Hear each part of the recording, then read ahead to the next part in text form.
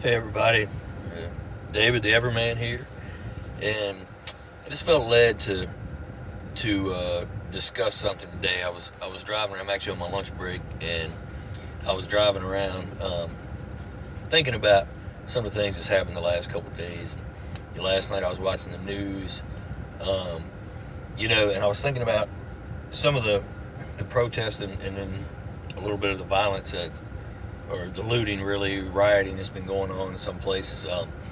We've had a few incidents here in my hometown, but I'm looking at least I know nationally there's a lot more going on, and I'm looking at regionally. I was watching what was happening in D.C. last night, and then what happened in Richmond this weekend, and I wasn't sure that I was ready to tackle this topic just yet, but I feel like I need to, because I see some things happening already.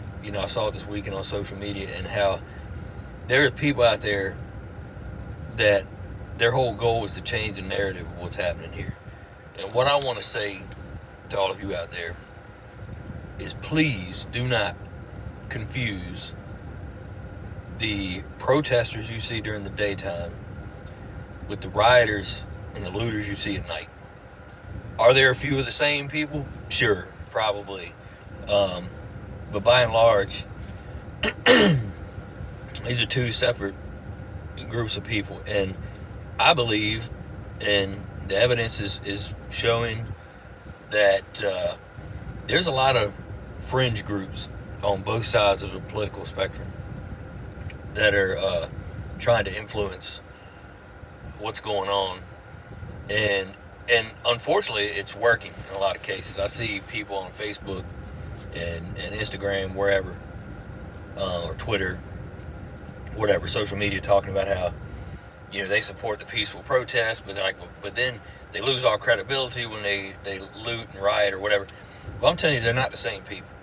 All right, there's people like Antifa and all the way to white supremacists, whatever. I have no doubt those people are involved in all this, trying to change the narrative. Because just like I said on my first video, when I was talking about the two-party system, the same way that the two-party system in the United States needs to have division amongst the people to survive and to thrive, these fringe groups are the same way. You have these anarchist groups that cannot thrive unless there's division. Same thing with these supremacy groups and whatever else. And folks, a lot of us are falling right into it by associating the protesters with the rioters and whatever else. I'm telling you, man, it's not the same. And we need to keep focused on what's going on here, what's really happening, and let's not let these whack jobs change the narrative. The narrative here is about a change in the way things are happening, the way things have been for a long time. The health and security and liberty of our fellow brothers and sisters, regardless of color. And I'm someone I can say, and this is only my second video on here, but I'm telling you that just a little bit more about me.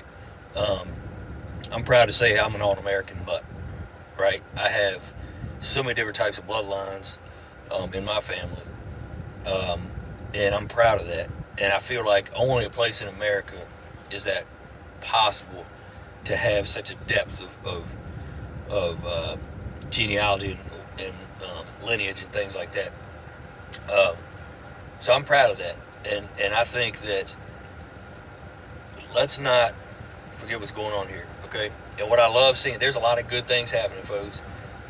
Despite all this, you see a lot of good things coming out of this. Just the fact that you see all these officers, police officers, and law enforcement all over the country that are taking knees with the protesters, the ones who are, they had that sheriff, I think he was in Tennessee, that was basically like, if you don't see a problem with what happened in Minneapolis, then you need to turn in your badge. That's what we need, more of that. Because I'm sick of, for one, of hearing not all cops are bad cops, and I know that, right? But we need more good cops that are going to stand up. And I know as a young man, I used to run around with some of the wrong crowd. Sometimes I had long hair, tattoos, played in a band, or whatever else. I remember as a kid, as a young man, I got harassed by the cops a lot. But a lot of it was my attitude as well. But I was, profiled in that way, and it got me thinking. Though I'm like, what if that? Can I only imagine being 40 like I am now, and that's still happening every day just because of the color of my skin? Like, that's wrong, man, and it's got to change. And we need more good cops standing up, and we're seeing that. And I'm hoping that that's what good comes out of this. But the main reason for this today is, remember, do not let them control the narrative. These fringe groups. Let's remember what we're doing, what everyone is protesting for. I support that.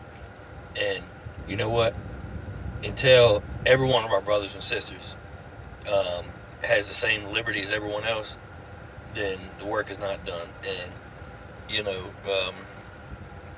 it's up for us. It's up to us, to keep things on the right path. And let's make some real change. Don't let the politicians, the news, they're going to all try to justify different things and trying to spin on it so it looks good on their candidate or whatever. You know what? This ain't about none of them. It's about us. About us, because it's our world. It's up to us to make it right. So I just want to say that real quick, man. Hope you guys are good out there. God bless America. And take care of your fellow people and your family and your neighbors, because it's the right thing to do in your community. It's your duty. So do that. And remember, if you like this video, give me a like, give me a comment on what you think, and subscribe. I would really enjoy that. I'd appreciate it if you subscribe. So, and enjoy the interaction back and forth. So thanks a lot. Appreciate it. See you guys next time.